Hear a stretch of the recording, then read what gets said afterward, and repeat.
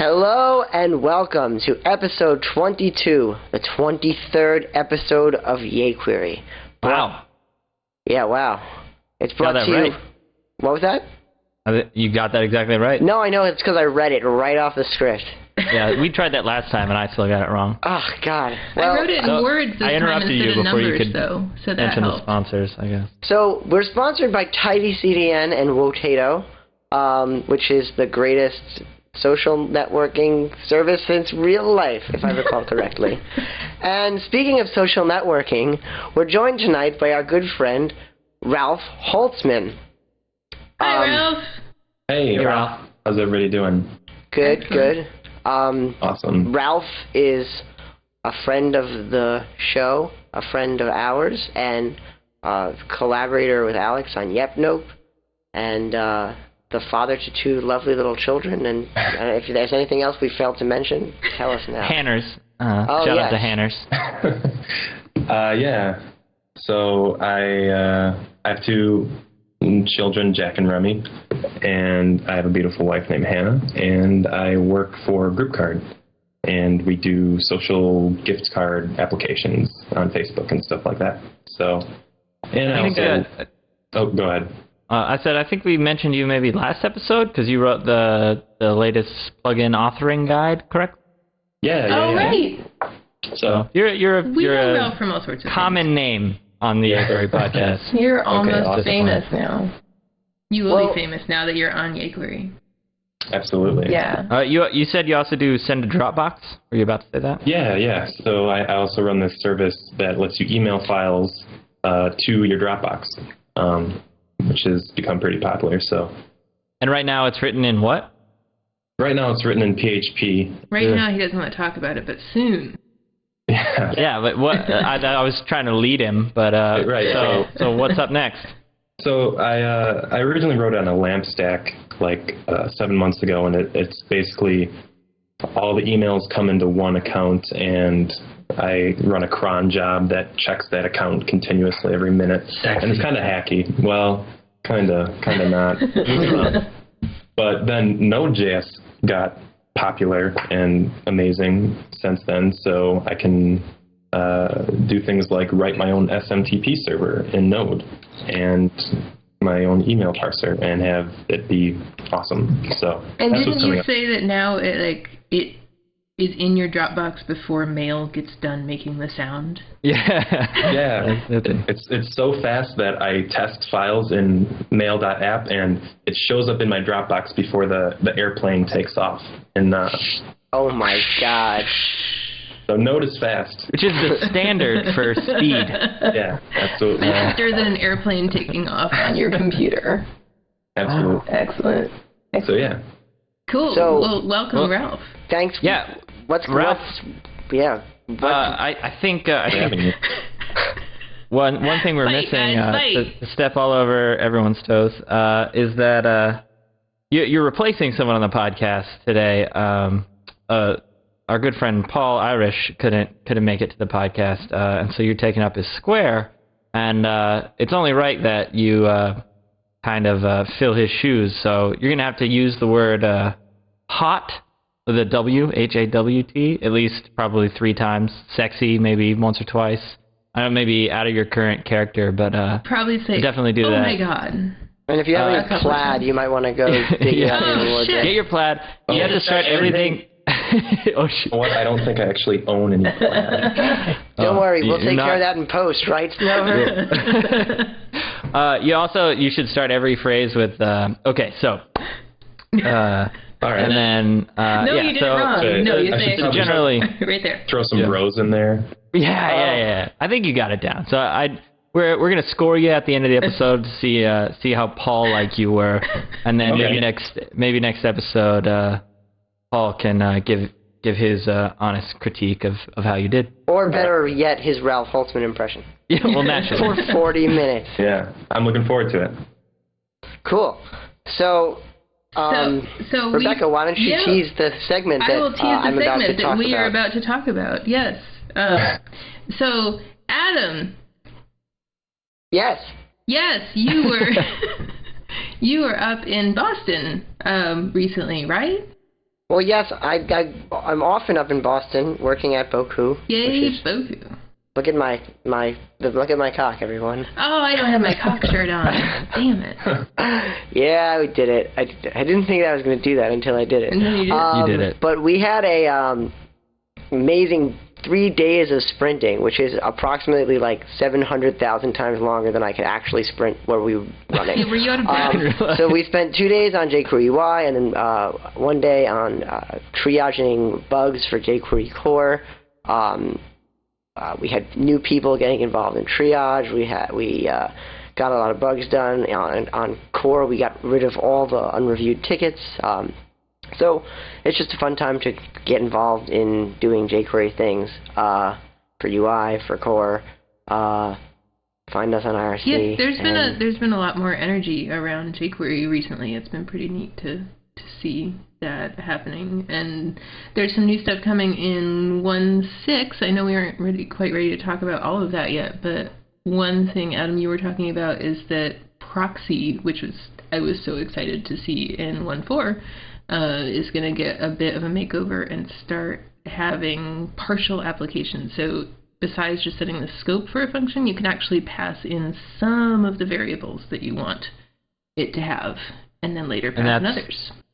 And that's in order to get better compatibility with function.bind. Function.bind, yes. So yeah, it's going to now fall back to function prototype.bind if it is in fact available. So that's one little sneak peek of jQuery 1.6.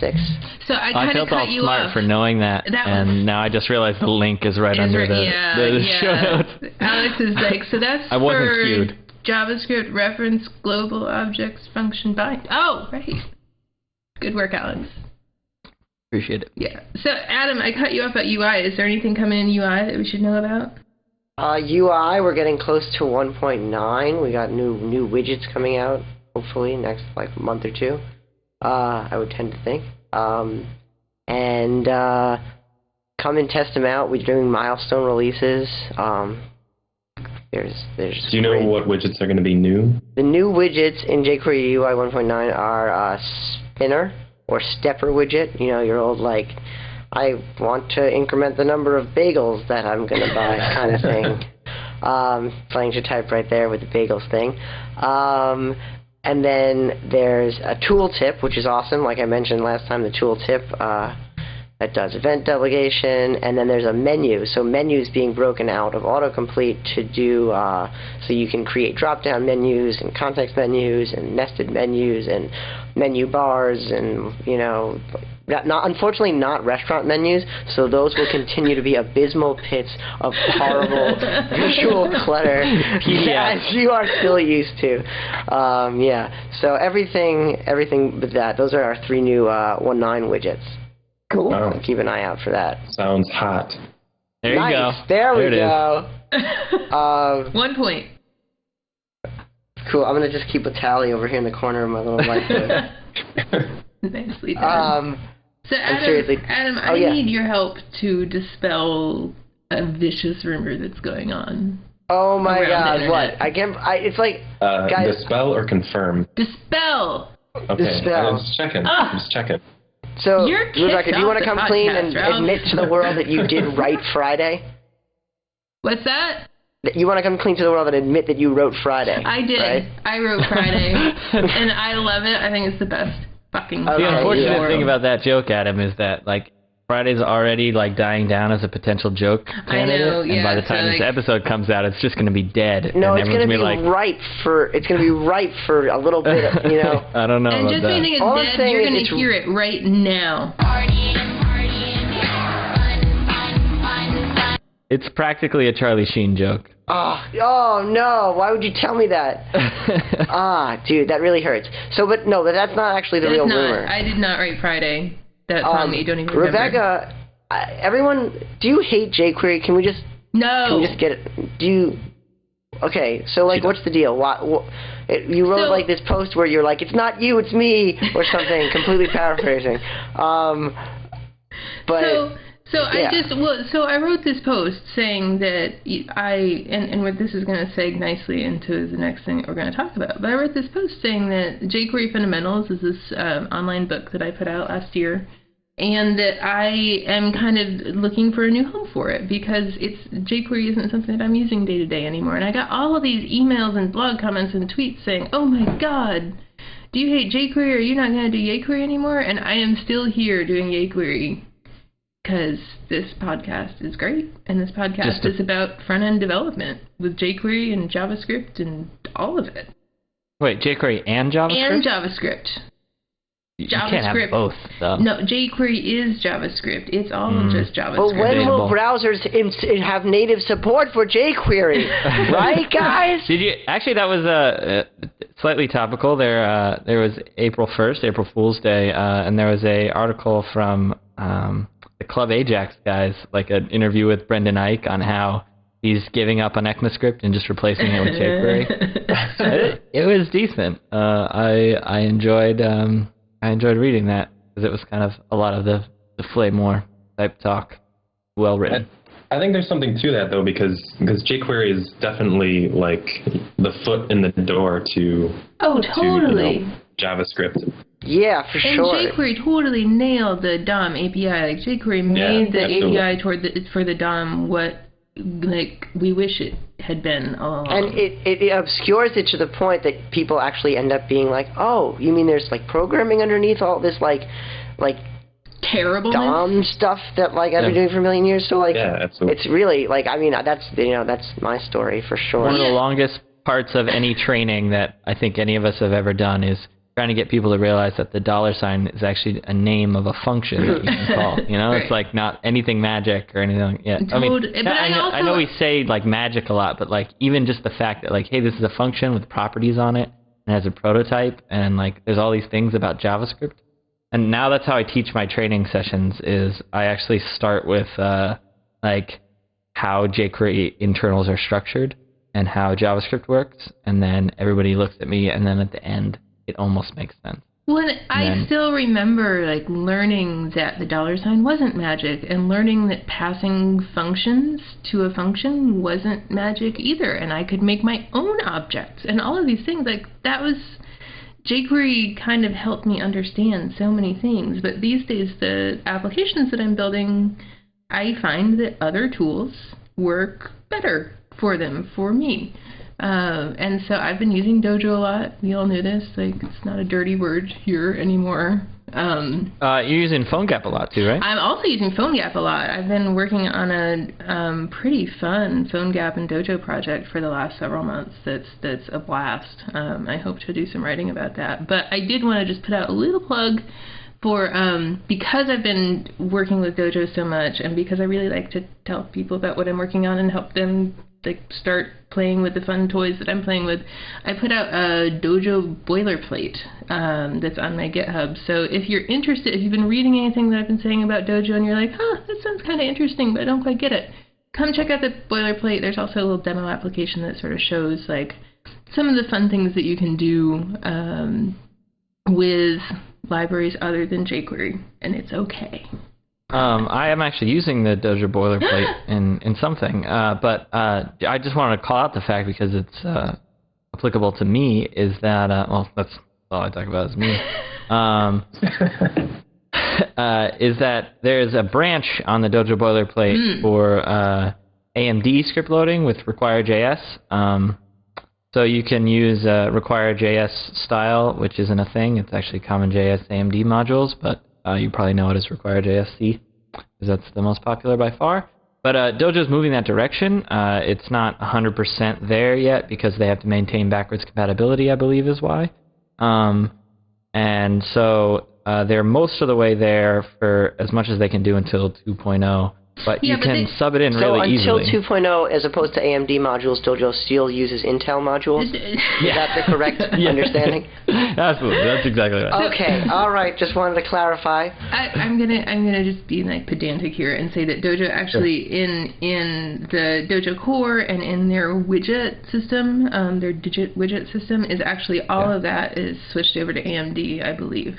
It's just their plugins, quote unquote. Their Dojoc stuff that isn't all switched over to AMD. But if you don't want to use Dojoc stuff in your project, or if you want to do a little bit of work, then as of Dojo 1.6, you can use Require. They're not, or you can use AMD modules with whatever loader you want. They're just not quite saying you should yet.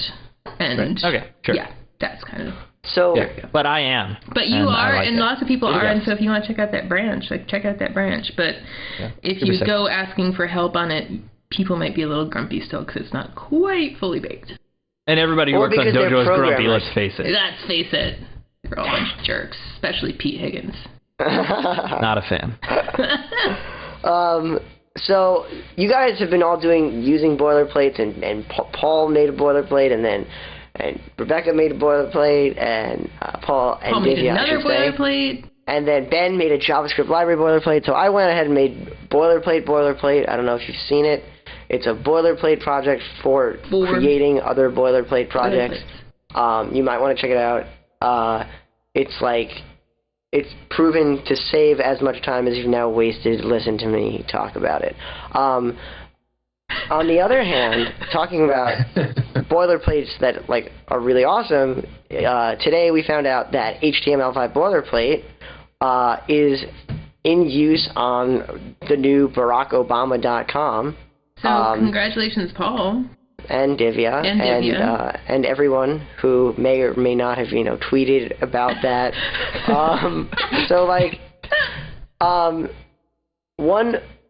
It's really, really awesome that, boilerplate is on, there's not a lot of gigantic websites, but, this is a real change event that we can believe in.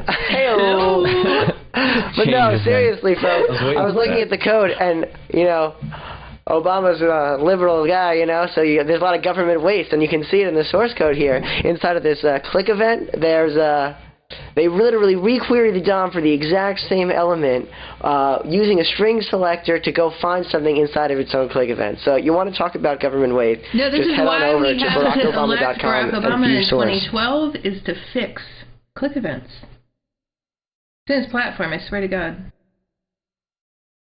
Sorry, I was running wild there for a second. I'm back. You're back. I'm back. And I wanted to throw a shout out to Jason Hansel. Hi, Jason. A guy who is baller, and he wrote us a nice little email, and keep on developing webs. And keep listening to podcasts. And writing JavaScript. That's really cool. No matter how infrequently those podcasts may or may not release episodes, just listen to them. Never give up. No, we will be back. So we have Ralph here today, and part of the reason that we have Ralph here is because he helped write Yep Nope, which is how he and Alex got to bond and stuff. So did we mention that Yep Nope went 1.0? Did we say that out loud? I believe last time I asked, I was talking a lot, and I was like, hey, Paul, talk about Yep Nope because I'll talk too long on it. And he goes, Yep Nope is a script loader library that is cool. And then he made us move on. Right. He totally shut you down. So now what is Yep Nope? So now that Paul isn't here. He later apologized for that, actually, to me. Really? To my face. He's like, Alex, I'm actually sorry for that. An apology. Yeah, well. Thanks, Paul. Yeah. So what is Yep Nope? Yep Nope is a conditional script loader for your polyfills. That's all I got. What does that mean in English? That's exactly what Paul said last time. Shit. Just in case that. I'll let Ralph talk. Let Ralph talk. Yeah. Yep Nope, aside from being a script loader, it lets you load scripts based on the features that your browser supports. So it's great with Modernizer, which just in the last month or so got added as modernizer.load as an alias in the build script. So that's pretty baller. That's a plus one right there. Point. So you can provide window.json as a test, and if it's undefined, that will return false, and you can load the JSON 2.js to give JSON functionality to your browser. And that's the simplest use case, but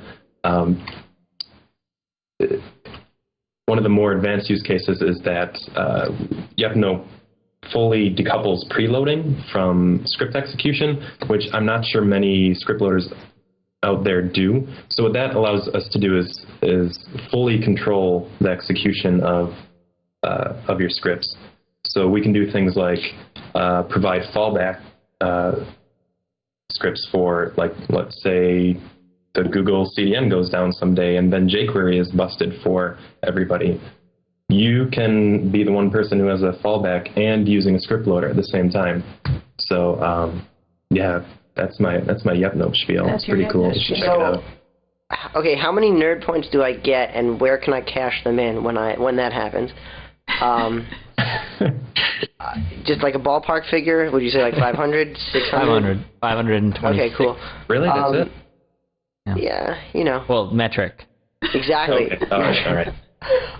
Now, you kept using the word simple to describe it. You guys are using like these simple yep-nope words. But isn't that kind of skirting around the fact that if you think you need a JavaScript loader, chances are you're over-engineering? Who would say that? I believe it was our friend Thomas Fuchs. Everybody's not only using script loaders, they're writing script loaders. Everybody wrote a script loader. If you ever in a script loader, you're probably not a human. The only reason I did it was because I wanted to seem cool like the rest of the kids, so... And now look at him. Right. I'd like to address Please, that. I wanna hear. Thomas is a very smart gentleman. For those who don't know, he is on the prototype core team, I believe. I don't know if he's actually on the prototype team or not, but he definitely did Scriptaculous. He's done a ton of stuff. He wrote Zepto. He's a big JavaScripter, and he said that if you think you need a JavaScript loader, chances are that you're over-engineering, and I kind of agree with it. But that doesn't mean that you don't never need a script loader. You don't never need a script loader.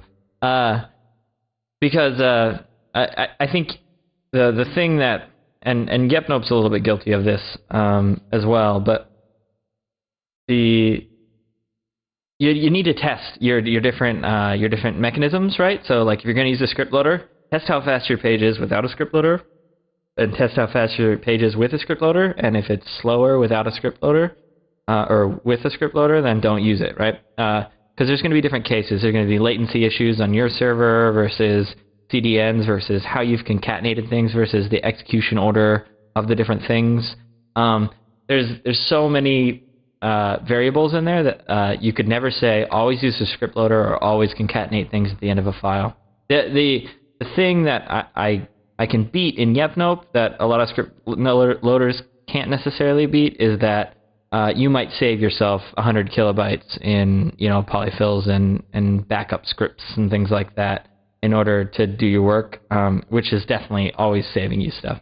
But like as a default, concatenate your stuff, put it at the bottom of the page. That's like a thing that people still don't do. Like, and then if you want to like actually go and test and get orders correctly, then go do that and get your script loaders right. They're fragile, and it's unfortunate. Now, AMD script loaders are actually a little bit better because they don't enforce order the way that other ones do.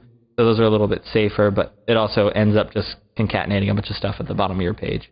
So what's the answer? But there's all these things that we can do to make our pages faster, maybe. Like, is the answer just always test? Are there things that you should just always do, or is it are we minimally paying too much attention to performance and like not paying attention to other, like what's the not answer necessarily here? Performance is really important for a lot of people, but the thing is like most, like the 90% of your performance you're probably going to get from just concatenating your scripts and putting it at the bottom of the page, right? That you're almost all the way to maximum if you do that. Like there are cases where you get better performance by breaking your scripts across fairly equally and loading them in asynchronously in parallel and then executing them in order. But there are downsides to that too. There's all kinds of weird bugs that me and Ralph never ever want to talk about again.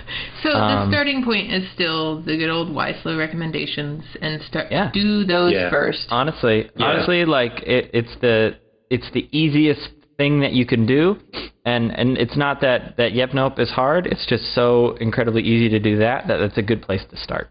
Yeah, don't use a script loader just to use a script loader. And certainly don't use a script loader and not at least give some thought to those other 13 things that you should be doing. One thing that people don't know that I see all the time whenever people are asking me questions at yep-nope is that, like, I'm talking script loader so you can load in the jQuery CDN stuff and your file and then one other external file. Like, 3 is pretty much the even like theoretical maximum that we're talking that's going to get you any benefits. 30. Yeah, so you can't just like say, I don't want to concatenate scripts, therefore I'm going to load them all in parallel. It just doesn't work that way. Yeah, you're actually you end up hurting yourself, I think. Yeah, you're going to end up being slower if you're using a script loader to just like load in your scripts instead of like a polyfill for the script tag is probably bad. You need to also concat and minify and all that kind of stuff like that. It's concat and put at the end of the file plus a script loader. It's not either or. Mm-hmm. Yeah, and one thing you should mention is that in newer browsers, like Chrome does most of this for us.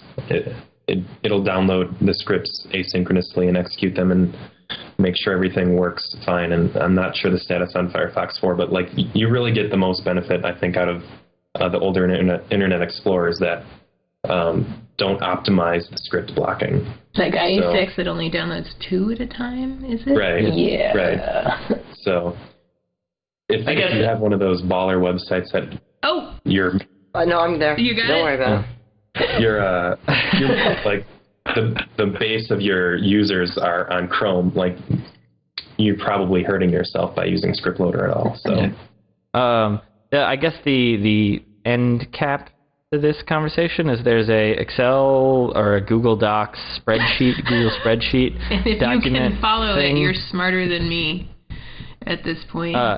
Yeah, so it's like it's this community-driven like feature sheet for different script loaders, and like past like the 3 things in there and 5 minutes, it became useless because like there were things added like it has 297 characters in it, and that's like a feature, right? And so like yep-nope gets red. Because, or there's one of the, like, there's legitimate things that make it sound like uses async false in order to be future proof. Like, first of all, like that hasn't been fully spec'd yet. I'm not saying that you shouldn't do it or whatever. If you know what that is, you should probably do it anyways. But like, it totally doesn't even apply to the technique that half the script loaders use. So if they did it, it would make no difference. It would just add code bloat. So if you like red and green squares, then you should totally check out the script loader Excel sheet. Yeah, it just makes absolutely no sense. Like, one of the things is a jQuery plugin, right? Like that isn't a feature of a script loader. That, like, a lot of the things I had to write code in order to turn some of those boxes red. Like some of the things, in some use cases they're a good thing, in some use cases they're a bad thing. So you can't really make a across the board judgment call on them. So it's a kind of a ridiculous document. It's a good document if you want to go see a list of script loaders. If you want to go there. And links to their various projects. A plethora of script loaders in the space right now. But you can't just like add up the green boxes and the red boxes and see who's the best. You win. Yeah. Even yep-nope actually does very well as far as like green boxes versus like we're top 3 or 4, right? But honestly, like if we were all red, I would still keep it the same as it is, right? Mm-hmm. Yeah. So we're gonna close our script loading conversation, and I want to just we kind of picked on Thomas Fuchs maybe a little bit at the beginning, but I wanted to bring up his library Zepto, and I wanted to bring it up. It came out a while ago, and we might have talked about it on here. I'm not sure, but we did. Yeah. But recently we saw today, but recently by the time you're watching this, we saw a mobile. I don't want to call it a framework, but a mobile. Well, they call it a framework. Okay, then I'll call it a framework. Call it a framework. Zoe. Do you think this is like Zoe Deschanel? Is that what they're after? No, it's not even spelled like Zoe shit. Deschanel. I thought it was. Zoe. Zoe from Sesame Street? Oh, yeah, perhaps. That's definitely what it is. Okay. Yeah. Sorry, I don't know how to spell my Deschanels. So Zoe is like jQuery mobile without the kilobyte. Without the jQuery or the K, right. And I will be honest, I just saw it today. It could suck. It could be awesome. I don't know, but I think that it's interesting. It definitely made me like rethink Zepto a little bit because I'm working on a mobile app that targets WebKit only. We can debate and that's whether that's the kicker. Yeah. So is that jQuery Mobile supports BlackBerry 5 and Zoe supports WebKit only, right? So that's certainly a use case. There are certainly times when that's what you're targeting, but it's kind of an A and B apple oranges. Yeah, it is an A and B apple oranges, but I think it's worth keeping in mind, and I don't hate jQuery, I swear to God, but I think it's worth keeping in mind that there are lots of tools out there to choose from, and if you are targeting WebKit only, and you can debate the merits of that on another podcast, but if you are targeting WebKit only, then it may be that you don't need jQuery because you have so many of the things that jQuery gives you built into the browser. You have CSS animations, you have all these things that you just don't need from jQuery, and so something lighter weight like Zepto might make sense, and now there's a framework that you can put on top of it, and it all comes out to be pretty frickin' tiny. So yeah, I think we mentioned it. Oh, go on, Ralph. Yeah, I was wondering, does jQuery mobile cache in most mobile WebKit browsers? I'm not sure what the deal is these days. Yeah. Last I knew, it does. Does it now? Yeah, it's all, they've increased caches and stuff like that. That was kind of like first gen type problem. Yeah, the old iPhones, it was like 25K un-gzipped, and that's not true anymore. But I think the caching is still un-gzipped, so you can't just look at the super tiny numbers. And know what you're caching, but yeah, I think that doesn't. Yeah, but still, 9 kilobytes over an edge connection is worth it. Yeah, it's definitely, especially if you're just targeting, iOS and Android. And again, that's a separate discussion whether that's good or not. But if you are, or if you're doing a phone gap app or something like that, then yeah, this is definitely worth taking a look at. Yeah, the other thing to keep in mind is that Zepto kind of touts itself as a jQuery compatible. And that's not true. Microframe. It's not even close. Compatible? Yeah, it's like a jQuery inspired. Oh man, you took the words right out of my mouth. Yeah, is more like it, but he kind of sticks to the jQuery compatible, which is kind of a farce. And so there's actually a lot of people who don't understand like JavaScript who look at that and they say, well, if Zepto is jQuery compatible, and then there's jQuery, it must be IE6 that's just bloating jQuery, and then the jQuery programmers are just so bad that they can't get a smaller library. And all why is my plugin not working? Hey, that's what I Well, why is my existing jQuery script not working? Yeah, exactly. Yeah. So yeah, just be careful to not necessarily buy into the hype of the marketing of Zepto, but use it for what it is, which is good. It's just not jQuery compatible. Inspired. Speaking of jQuery compatible. Speaking of. And jQuery UI compatible, we wanted to tell you about. Let's just call it the plugin of the plugin of the. It's the plugin of the week, and it's really, really great. It's the plugin of the week. Yeah. That was really weak, guys. Let's try again.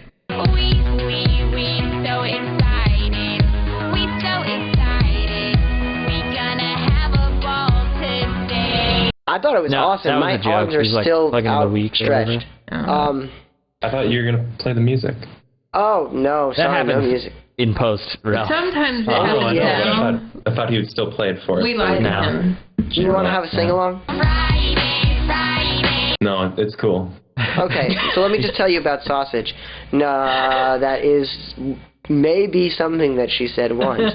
But Sausage is an awesome new jQuery UI widget made by a gentleman by the name of Christopher Cliff.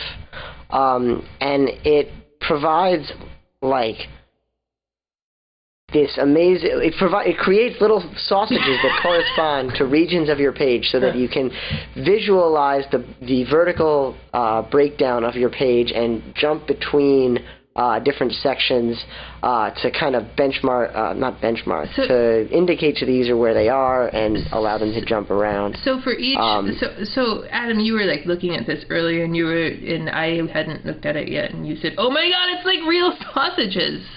Yes, I did say that. Yes, but it's not like real sausages, but it's kind of like sausages over on the Kind of mimics the right-hand appearance of side. a It's of a like link links of sausages. sausages. Yeah. A link of sausages. And the metaphor is the longer the sausage, the longer your page is, or the longer that section is. So. Well, The sort longer of, your yeah. sausage what? Ultimately, the length of all the sausages put together equals. I mean, we're out of we're definitely out of the realm of metaphor at this point. We're so far removed from that. But like, you should take a look at the sausage plugin. Yeah, just look at it. Because what it does is really, really cool, and it's like a nice jQuery UI widget. They do the source using the docs using Doco, which is cute.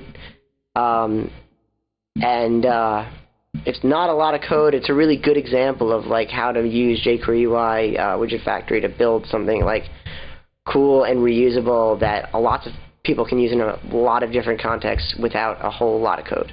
And I just have to give this plugin some credit because once I saw what it did, I was like, oh, I'm scared to actually look at the code. This is going to be bad. And it's not. It's really good. There were a lot of things that it could have done badly, like not debouncing the scroll and that sort of stuff. And it's actually not a lot of code to do a pretty cool thing.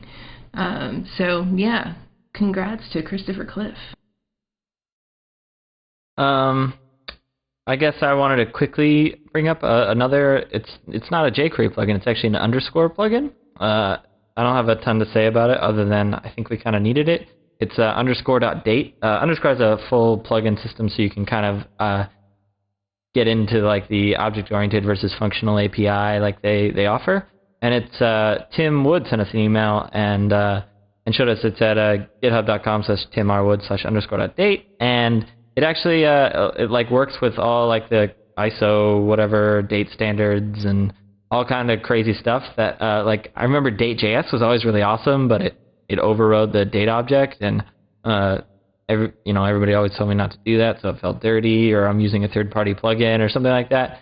And so like it's actually really great. He's got tests. He's got all kinds of stuff. So if you need a date like helper, I would and you need to just standalone, like if you're building a jQuery app and not a Dojo app that already has all that built in. I was gonna say Dojo already did that. Yeah, well, thanks. Even for server side, I mean, Node could use something for date, and underscore is compatible. So absolutely. And I was really happy to see all the tests that he did with this, because it would be really sad to see something like this without tests, because then you can't trust it. Right. So this was good work adding the tests as part of it. So was that hot? Wait, did Ralph just say hot? No, that was me. Oh, it wasn't. Damn it. should we give Ralph credit for it? Let's pretend. Absolutely. So Cheat the system. don't worry about it. The system is completely corrupt. Speaking of that exact sentiment, we're going to now run through a bunch of real-world events that are happening that are really exciting, but for various reasons, including the time-space continuum and or waiting lists, you may or may not be able to go to. So in like a week and a half from now is the Bay Area jQuery conference, which is going to be a conference about jQuery. I'm talking at it. Paul is, what's it called? People are going to be there. We're going to, do the whole jQuery conference spiel. It's going to be awesome.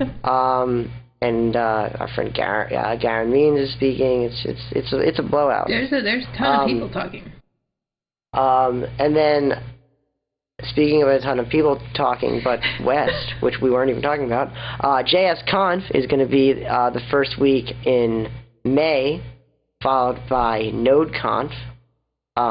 Pretty sure you can't go to either of those either. You can go to the Boku JSConf pre-workshops, and there's also a Nojitsu workshop, which I was not planning to shill for, but legit you can go and it's like, do you want to go to JSConf where you can work with people who do Node and shit, and have a talk for 40 minutes, which is pretty baller. I'll give that one to Ralph too. You could do that, or you could have 3 hours of hanging out and really getting deep into code and projects. So check it out. we'll put a link in the show Yeah. notes. And TXJS, which is our baby, and Alex is specifically delivering that baby this year. He's our obstetrician. I think he's We the mom. sold out in, how many minutes did we sell out in? 1 hour and 45 minutes. So 105 minutes. Sorry, Adam. That's Disappoint. no, that's good. It's 105 minutes. Pretty Yeah. good. Yeah. So yeah, It's more you than have a one waiting ticket list per second. per minute. Damn it. That would have been unreal. It's like it's not Bieber JS. But it was So, good nonetheless. Maybe we'll do some kind of spiel to get some lucky yayQuery winner in, but we'd Maybe. probably have to record another episode in which to set that up. But who knows? I threw it out there into the ether. We'll see where it lands. We'll see what happens. At least watch Twitter for it. You can always be there vicariously. So I know that, Rebecca, we lost your video We apparently. did. About So- 10 minutes. I'm sure we have Taylor Swift filling in. Yes. Hi, She Taylor. it's amazing. It's so considerate of her to show up and Last pinch night it. she won Entertainer of the Year at the American Country Music Awards. Wow, so all that drawing on the cups and the plates and all of it worked? Yeah, I see you follow her on Twitter. yayQuery follows her on Twitter. Oh, sure. Wow. Well, now we know who logs into the yayQuery Twitter account. So speaking of cool people, we're gonna end here. I think so. What? Worst segue of all time. We're going to Taylor Swiftly end the Oh. show Much better. right now. Do you want to do one more, Ralph? Say it again? Do you want to do one more? Oh, yeah, Ralph, you need a pun. You didn't have any segue. Yeah. Shoot. What am I going to say? Just say, Taylor Swift is really hot. good work. Great. So, so that means Ralph has 6 Paul Irish points, which I don't know. I think he's going to Google I/O, right, guys? Anyway, Awesome. that's it from us, yayQuery podcast. Thanks to our Yeah. sponsors, Tiny CDN and Wotato. And Wotato. And have a good next period of time before the next. We should have a word for the unit of time between yayQuery episodes. A Swift? A Swift. Perfect. Okay, yeah, a Swift. Good See you in work. a Swift. Sounds good. See you in a Swift. Thanks for having me, guys. Yeah, Yeah, thanks thanks, for coming, Thanks, Ralph. Bye. Bye-bye.